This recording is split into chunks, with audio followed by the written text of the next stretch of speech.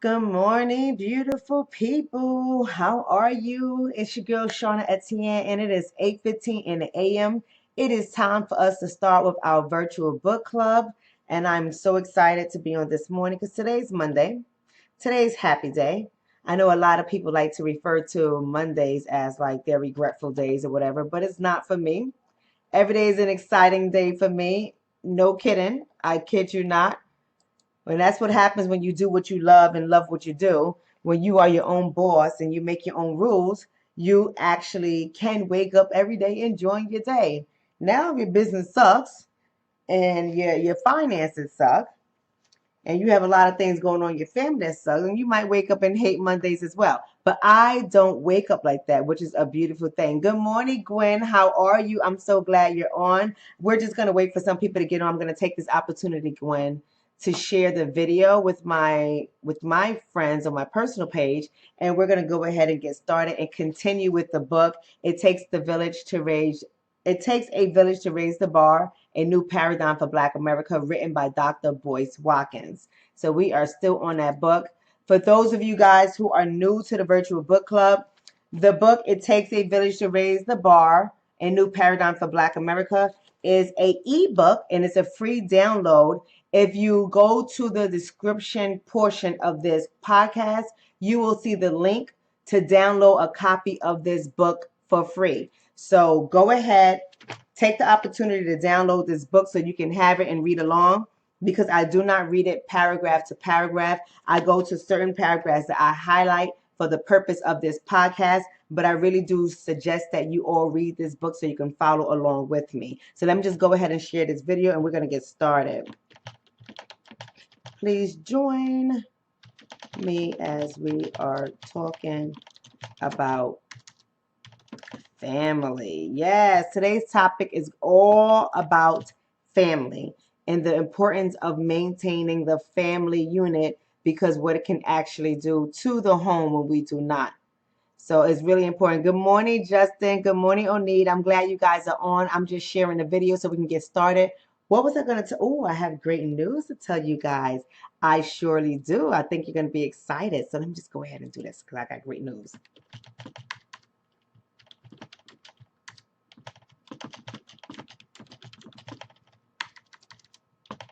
Talking about family. I did share it, but I did it wrong. I shared it to my fan page as opposed to my personal page. Okay, some great news. How was your weekend, everyone? Everyone tell me how your weekend were. Your children are absolutely beautiful, and you're such a good, devoted mother. Thank you so much, Gwen. I love my children. I love them so much. And even though many of my videos have gone viral that talks about how I am with my kids, I don't care what people say. People think that I'm a terrible mother because I don't discipline my children. Did you guys see my kids? Do I really have to beat them? You know, my kids and I were just really bonded. Don't get me wrong. They know mommy don't play. And don't get me wrong, I got some fierce consequences. The consequences that I like, they don't actually like. So my consequences are fierce. But what people don't seem to understand is, not all, some people don't understand that when you raise your children up from the very beginning to expect a certain things and you teach them your way of right from wrong, good from bad, then they automatically get it. They know when they're disappointing you. So my children, I absolutely love them. And I don't think anyone else doesn't love their children, whether you physically discipline your children or you do not. I think we all have love for our children to some extent. Even some parents who may not be the best parents on earth, they still have in their heart some form of love. Whether they show it or not, that's two different things, but they have some form of love in their heart for the most part. Some people, let's put it that way. But for my kids, Gwen, I don't really have to do that for them. I mean, I love them dearly, and we have a lot of fun, as you can see. And that's just not for TV. People who personally know me know how I am with my children. We like ride or die. We're close. We're thick as thieves. From the youngest all the way down to the oldest. From the oldest all the way down to the youngest, we are thick as thieves, and I love it. So we're going to be talking about family today. Family. Good morning, Charles. Good morning, Sister Muhammad. Assalamu alaikum.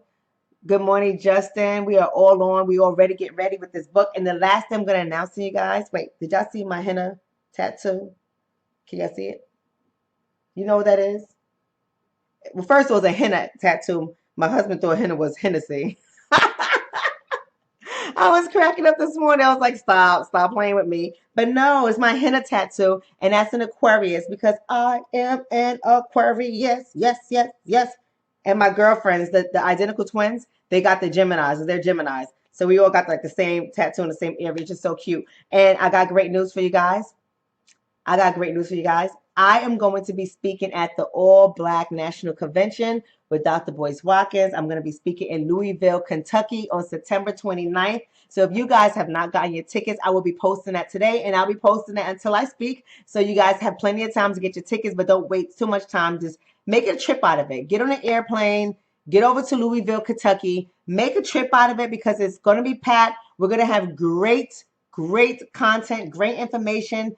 I am going to be there, so it's going to be a little flavor. Nah, I'm sorry. They always have flavor every year, but Zaza, Ali, me, it's going to be a lot of people. It's going to be some really great flavor on the panel. So get your tickets. Make it over to Louisville, Kentucky. Listen to what we're saying because we are meeting together like we have done last year as well. We're meeting together. We're building together because we are restructuring, re-educated, and refinancing the Black community. So it's really important for us to all be collective about it. We can't just talk about it. We have to be about it. So we're going to take a collective stance with this.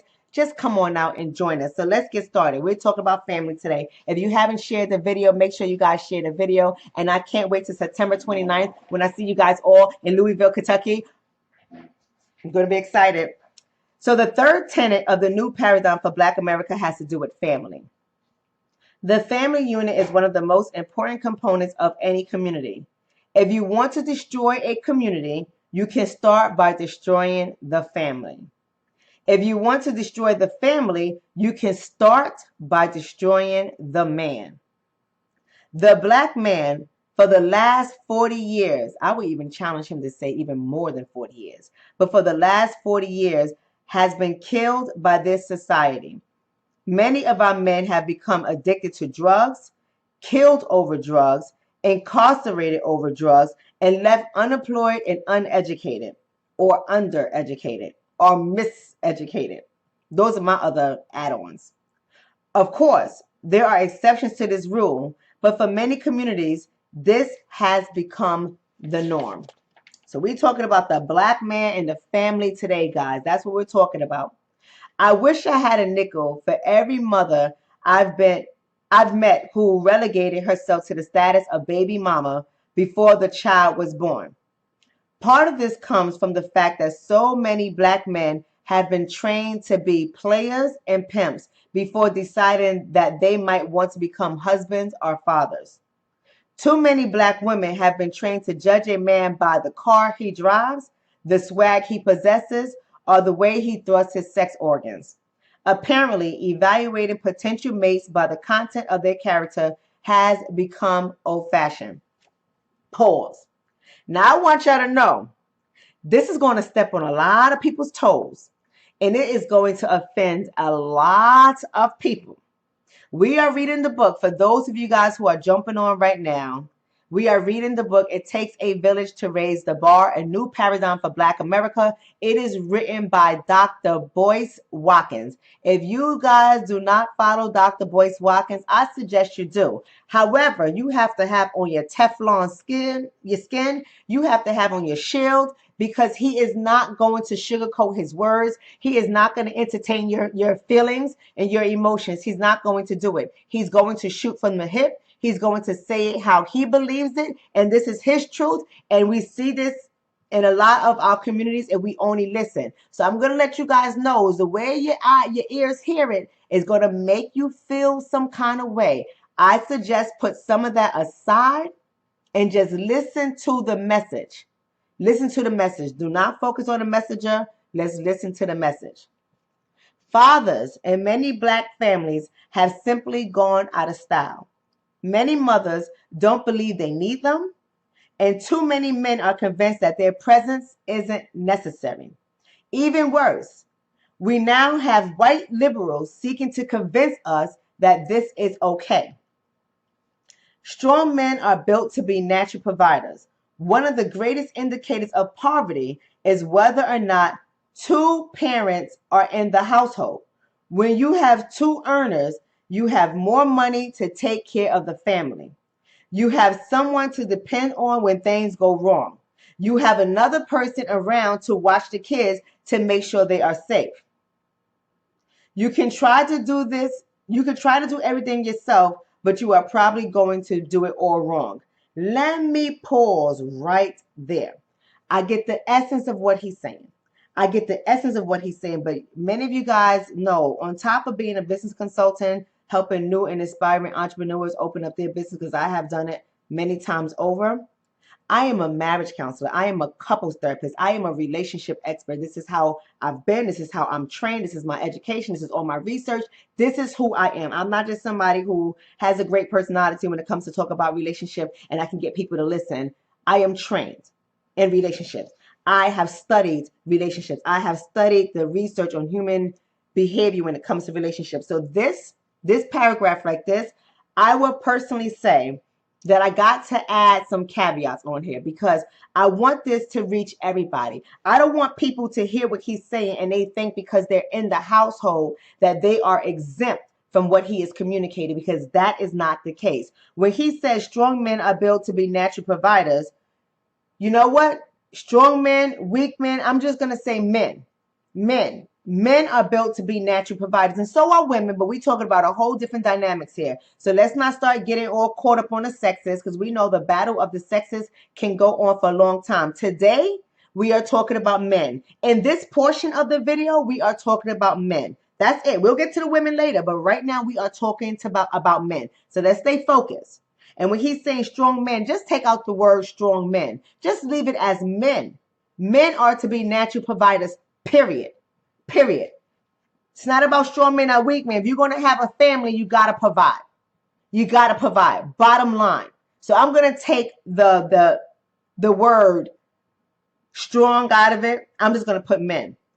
He says one of the greatest indicators of poverty is whether or not two parents are in the home. Technically, this is true. This is true technically. But as a marriage counselor, I see everything. I see everything. And ideally, as the Bible tells us, marriage is supposed to bring wealth. As many religious institutions or religion, period, tell us that marriage is supposed to bring wealth. This is just not in Christian world. This is in Jewish world. This is in Muslim world. This is how we can see it against Buddhists and Hindu people. We can see the unit is supposed to stay together because it's supposed to build. But what I see a lot of times in my community, not with everybody, but a lot of times in my community, not where I live at. I'm not talking about my geographical community. I'm talking about by my DNA, by my blood, by my heritage, by my name, by the diaspora, by indigenous populations, by whatever you want to call us. I'm talking about that. In my community, there are times when there are two parents in a household, but the woman is the one holding down everything. The woman is the one doing everything. That's not going to bring wealth. If we have somebody in a household that is not working, who is not bringing in money, that is not going to bring in wealth, because what that happens, it has the other person working twice as hard to try to survive, to take care of children and a grown adult. That is not supposed to be the case. It's supposed to be two people working collectively together to bring wealth in all areas, not just monetary. When we hear the word wealth, a lot of us think about monetary purposes, but wealth is so much deeper than that. Wealth goes so much deeper than that. We have to really think about the balance in the family. So if you have one person that's doing majority of the work, then the other areas in the family are going to suffer. It's just like the whole analogy where it says two people should not be unequally yoked. I know people like to throw around that biblical phrase quite often, but let me give you a little bit of research to that phrase. That came from a time when they used ox to plow the ground, so they can plant for the harvest, right?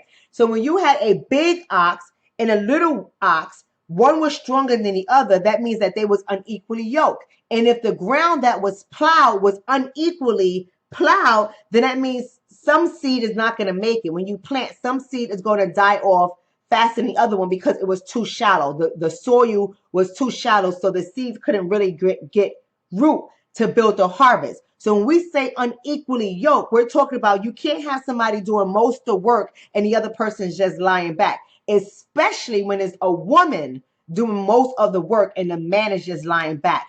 that right there, that unequal yoke creates devastation in families. So I just wanted to add on to that. You guys let me know if I made that clear. Just talk to me so I can know that I made that clear.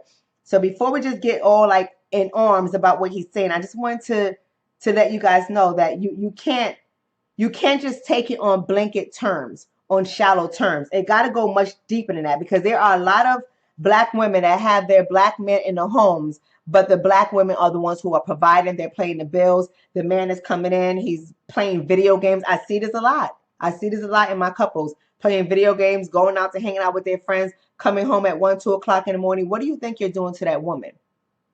What do you think we're doing to that woman? So it's not about strong or weak. I mean, you could be the strongest man on earth, meaning you can lift a truck, but if you ain't doing your part, you're contributing to the destruction of your family. So let's move on. Let's move on.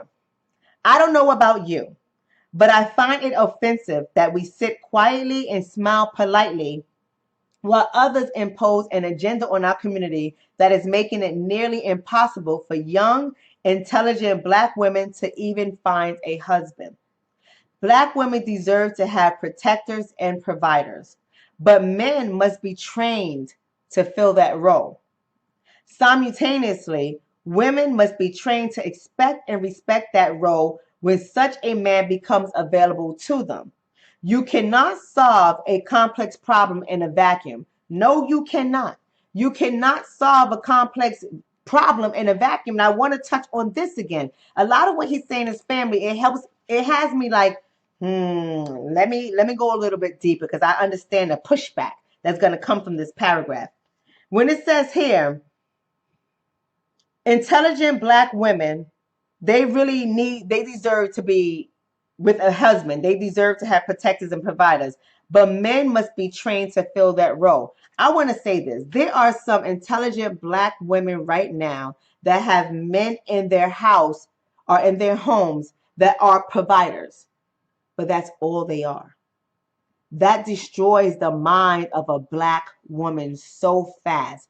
When she has to decide everything, what we're going to do as a family, what we're going to eat, how we're going to discipline the children, when they're going to go to the doctors. If they're sick, she's staying home nursing them and taking care of them. She's educating them outside of the school system. She's disciplining when it comes to their company they keep. She's talking down with them. She's correcting them. She's doing all this stuff. And the only thing he's doing is being present and providing. That is still a destruction to the black family. We cannot afford for us to have in our head another person's paradigm, another person's perspective. And what I mean by that is, we as black people, we have been working since the days of slavery. Okay. So it wasn't as common for us to expect. Not that we didn't have the women stay home and rear the children. I'm not going to say we didn't have that, but I'm saying initially that wasn't our story. That wasn't our story. And if you really go back to history and you look at how the African slave was not allowed to be married, and then when they allowed marriage to come in the 1860s, somewhere around there, 65. You guys got to go to my page, all about marriage, all about black love, infidelity, and marriage, when I break down the history of marriage and slavery. But when that happened, the whites were saying that they have to teach us how to be civilized and how to be married. So they put all these stipulations and all these rules and policies in place to govern us in our relationships. And if we broke any of those things, we were subjected to incarceration. It's very important here. So people think this whole idea of marriage was just, oh, no, that's what the Bible says. Listen, when it comes to America and marriage, we're playing with another ball game. And many of us don't really understand this. So we try to take on their paradigm. We try to take on how they live their lives when it comes to marriage and apply it to ours. It doesn't work that way, because we are in spiritual warfare. We are in psychological warfare when it comes to our families. So we really do have to govern our marriages, our relationships, our family, our two-parent households. We really have to govern it a lot different. That paradigm, that perspective, that narrative that's being thrust down our throat is not for us. Is not for us. We have to manage our families differently. But when we have been conditioned to believe it's supposed to look another way, it messes up the whole shebang. It messes it up. It really messes it up. See, when white children are born into white privilege, they don't really have to think about being white. They just go about earth as it is. They don't have to worry about it. I seen this little boy yesterday at the balloon festival, little white boy. He was about 4 or 5 years old. He started to tell me, my girlfriends, and all of our children what to do. Little white boy. He told us, no, go stand over there. I said, well, ain't you the boss? And the mother's just laughing. The mother's just laughing. Didn't correct him or anything. Now, many of us know, not all of us, but many of us know that if one of our children started talking to adults like that, they would get checked right away. We don't play those games because we have a different culture. We have a different belief system. But she was just laughing as he's telling adults, no, didn't you hear me? Don't stand there. Stand over there. The line is right here. Who are you talking to? But my point is, they teach their children like this, especially their young black white males, like this very early, very early. We need each other, men and women, mom and dad, to train our children up. Because if our little black boy did that, a bullet would be in him. And that's the difference. That is the difference. We have to be very careful. But when we only have a woman telling the children how they are to be, and the man doesn't do anything or say anything, what message do you think his inactive behavior is teaching the children? Just because you have a father in the home doesn't mean that he is taking an active role in training the children up, disciplining the children, guiding the children. Oftentimes he's thrust into his work and he's not paying attention to what's going on in the home. As a community, we cannot afford that to happen, not within our family. Because we know that we are at a psychological warfare, we are at a spiritual warfare, we are at an actual war, because it's been open season on our black men for a very long time. So we have to be cautious of that. Let me just go ahead, but I just wanted to add that into there. But here's the thing, as Dr. Boyce Watkins says, here's the thing. It is not the black man's fault that so many of our men have become weak and so many of our women have come to hate us. When I did my research on the impact of the war on drugs, I can see without a doubt just how much these seemingly innocuous policy changes have destroyed our community. So these policy changes has been presented to us as though it's innocent. And we go with it. Yeah. We on a war on drugs. That war on drugs was a war on the black man. It was just coded differently. It was just communicated differently. And we bought into somebody else's narrative. I'm not saying that we didn't need to clean up our streets, but I think we have the power to police our communities effectively if we only get back to our original way of doing things. We can police our communities and take care of the social ills found within our environments. But when we give it over to the government, a government that has harmed us century after century after century after century, when we give it to our government to correct the issues in our community, we set ourselves up for failure. We set ourselves up for entrapment. We set ourselves up from destruction. So we have to be cautious of that. Ever since the war on drugs began in 1971, we've seen a tremendous spike in the incarceration rates of African American men. We saw situations where Black Americans were impacted by drugs on every level. We were the ones getting addicted. We were the ones being incarcerated. We were the ones being killed in violence related to narcotics. We were also the ones being traumatized by the things happening to those around us, much of which occurred because of drugs. So we have to be very aware of that. When they opened up this war on drugs, it wasn't a war on drugs for everybody who uses drugs and sells drugs. We all know that cocaine and heroin came with a lesser defense, a lesser charge than crack cocaine and even weed in some cases. So we have to be mindful of this psychological warfare that we are in and the spiritual warfare that we are in, because we're falling. And a lot of us are failing because we are eating the poisonous apple that they're giving us, having us to believe that this is for you, is to help you in your community because we love you. That's called false generosity. And we have to be very careful of this. And we have fallen into this over and over and over again, and we reap the negative consequences of such. For those who are tuning in, we are reading Dr. Boyce Watkins' book, It Takes a Village to Raise the Bar, a New Paradigm for Black America, and we are talking about the family today. What has happened is that 2 generations of the Black community have been absolutely obliterated by public policy that has been no less impactful than the Holocaust that murdered 6 million Jews during World War II. In order for us to clean up this mess and move forward as a community, we are going to have to redefine ourselves and start from the beginning to make sure that we promote values in our community that are consistent with the importance of family. So we have to retrain ourselves. We have to get ourselves back to where we are. We have to worry about policing our own communities. We have to worry about taking care of our own village, educating our own village, teaching our own village, training our own village. We have to get back to that. We have to stop straying away and taking on somebody else's perspective with how families are to be. We are born in our DNA. We are born to be a community. If you go back to Africa, everything happens in a community. Nothing happens outside of that community. Even we see this even with a lot of our Caribbean brothers and sisters, right? Everything is so community. We even have mothers and fathers very involved in their adult children's life and their children's children because it's about community. We always have, well, not always. A lot of us always had the grandmothers and the grandfathers as the key components to our families trickle down, but we don't see this in a lot of other cultures, especially the culture of the dominant population. They will put their family, their elders in adult homes faster than what we ever would, right? So we have to really get back.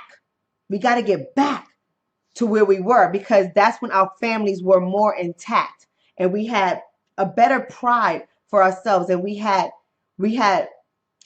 I'm not going to go there. I'm just going to keep reading his book because I can go on and on and on about this because this is my area. When it comes to family and when it comes to relationships, this is my area. So I read this portion of his book with the magnifying glass and I combed it with the fine tooth comb because this is my area. The first value that we must reclaim is the importance of the father in the household. The importance of the father in the household. You have a hyper liberal extreme feminist who have convinced millions of Black women that fathers don't matter. Many feminists, unfortunately, do not respect Black men. They do not want to promote policies that will strengthen the Black family. They are just fine with seeing Black men dead, incarcerated, or outside of the home. People have convinced far too many African Americans that the father does not matter. Many Americans perceive the culture idiosyncrasies of Black men to be crass, degrading, ignorant, and barbaric. Sorry about that, guys. In fact, I've rarely seen the extreme white feminists speak out on issues that affect Black men. This is so true. This is so true. For example, if feminists are fighting on behalf of rape victims, why not speak out against prison rape? If you're fighting against domestic abuse, why not speak out on behalf of men who are victims of domestic violence as well? Black women deserve to be respected. Stop. Sage. Black men deserve to be respected. Black women deserve to be respected, exalted, and treated with the utmost dignity at all times. Black men who see Black women being disrespected have an obligation to speak up about it. The lack of trust between Black men and women is partially built on the fact that many Black women no longer feel that they can trust us to respect and protect them. This is where men must never fall short. Let me stop there for a second. I've watched, let me drink some of my coffee. Sage, please take it down a notch. Now you know the rules. You know the rules. I'm going to say this about the relationship between a Black man and a Black woman. I don't know where to start with this. I don't know where to start with the relationship between a Black man and a Black woman. But it needs to be repaired. It needs to heal. And although we have year after year this whole back and forth thing about this whole Father's thing, this Father's Day thing.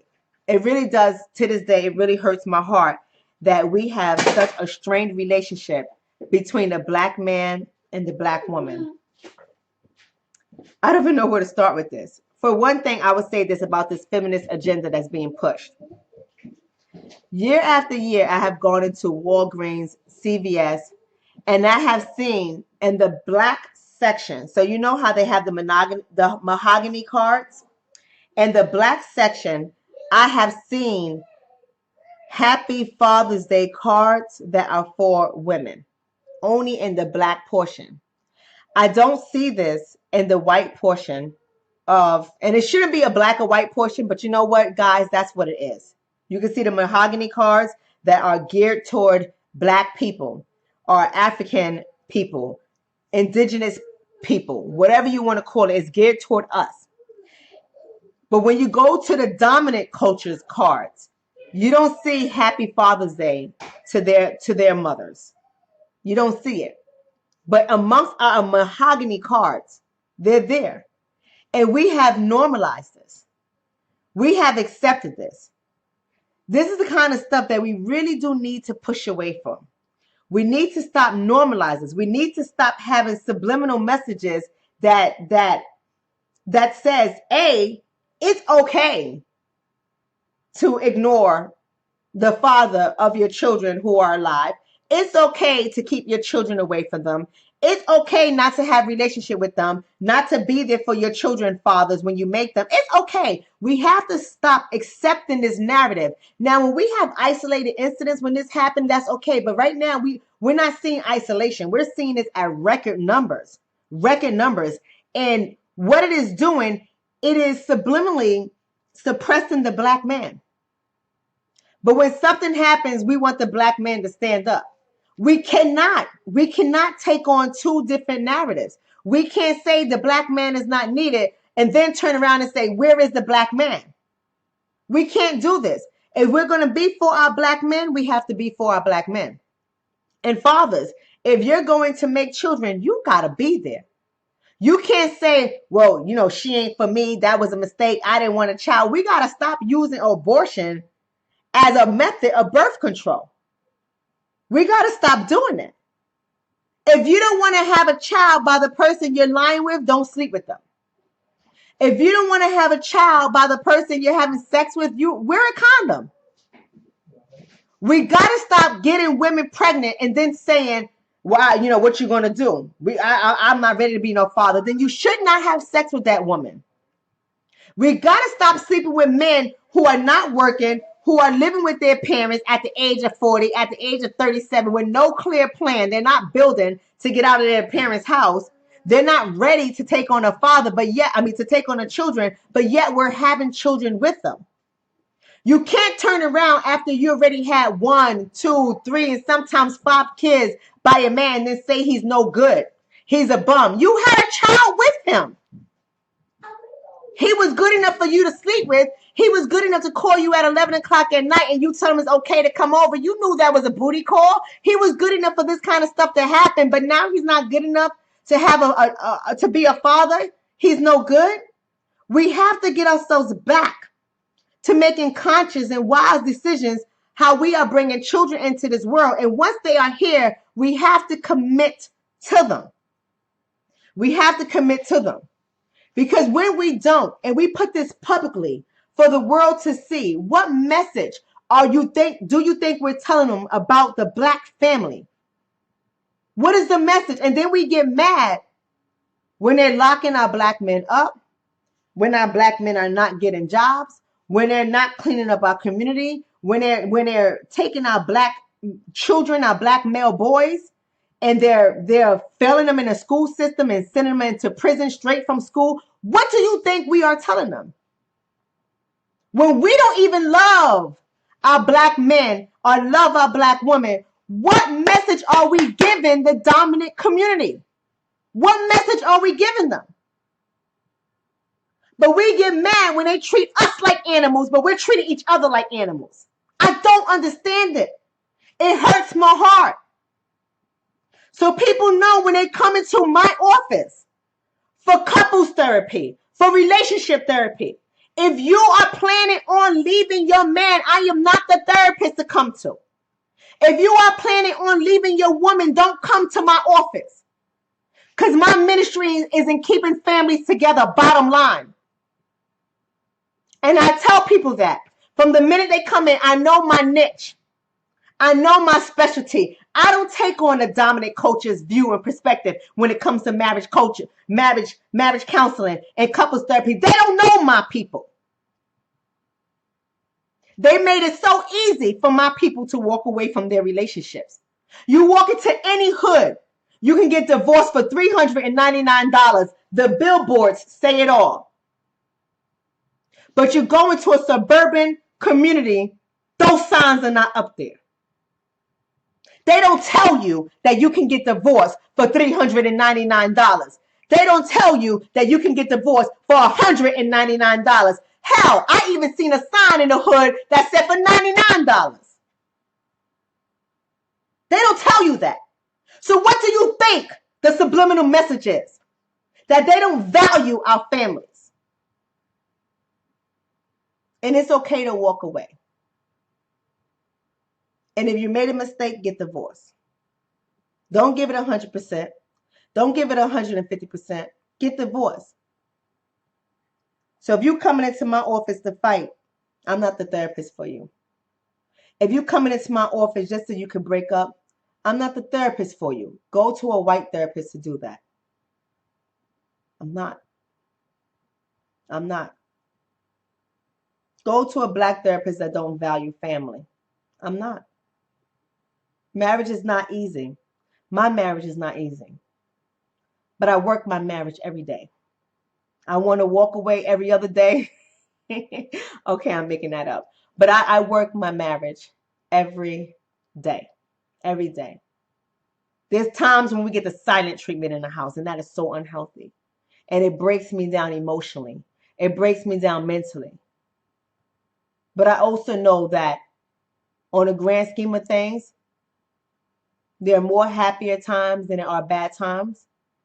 And most importantly, my family.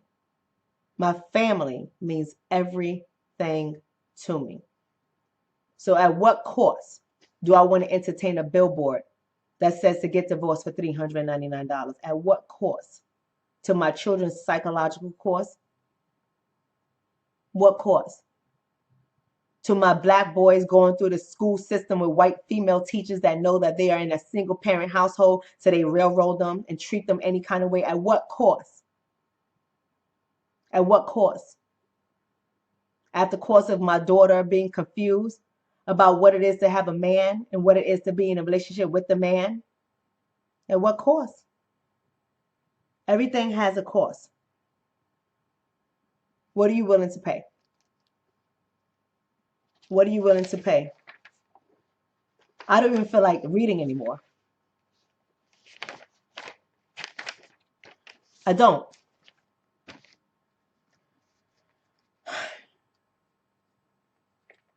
Our black families are being destroyed. We are having children, and we're not thinking about the consequences. And it hurts my heart. It hurts me. Because it's easy to walk away. It's easy to get divorced. The dominant society has made it so easy for us. They don't worry about us having assets. They ain't got to split nothing up.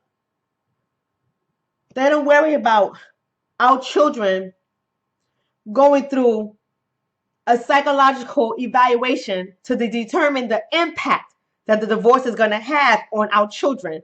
White families do this. I am a therapist. I am a relationship therapist. I get called by the court all the time to evaluate white families and their bonding with their children and the impact that is going to have on their children so they can determine what is the better fit for their children. And we walk away from relationships left and right, and we don't consider the impact of the children. We don't. I have 2 children from a divorce, and it tore them apart. It broke their heart. And I refuse to utter a negative word about their father to them. Because psychologically, that damages the kids. And even when my ex-husband did things that I didn't understand what he was doing and why he did things that he did, I ignored it when it came to having that conversation with my children or in their presence or anywhere near them. Because I understand the impacts that it has on our Black children. I understand when a man walks away from his children, the message he sends is that you guys are not good enough for me to stay.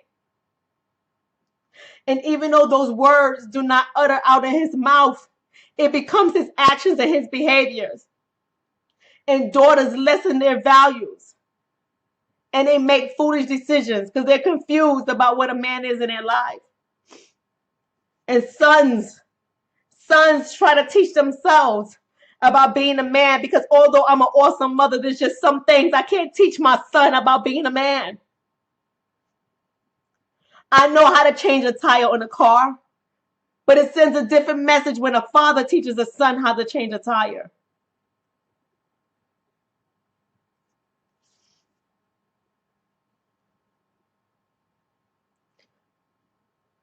We're destroying our families.